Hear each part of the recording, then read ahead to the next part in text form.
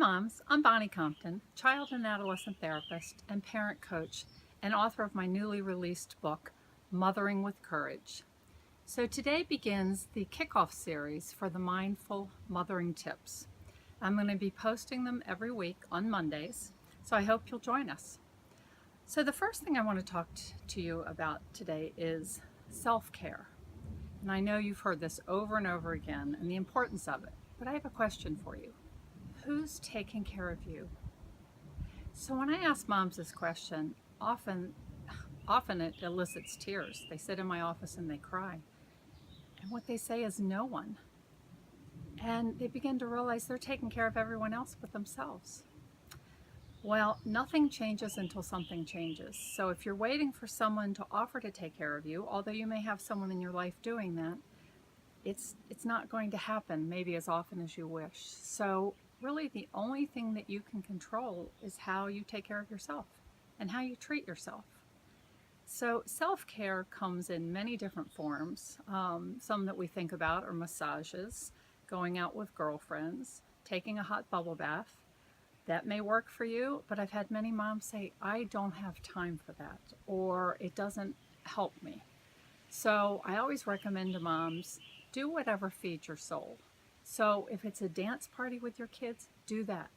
If it's saying no to an obligation that you really don't want to do, instead of saying yes, challenge yourself, say no.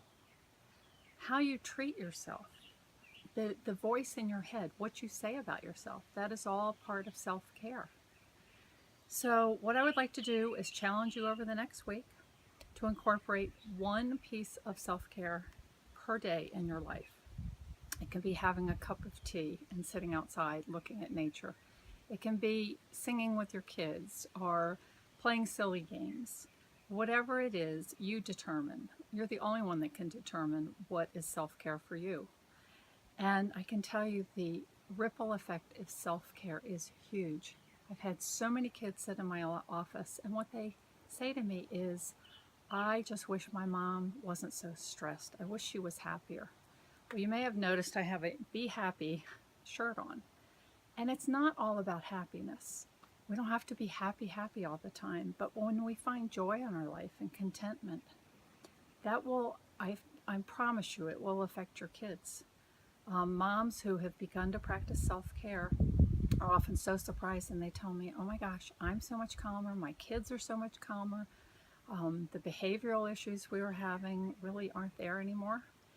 And so I promise you, if you make a commitment once a day, it can be for 2 minutes, it can be a half hour, whatever you think you can afford to do, start today.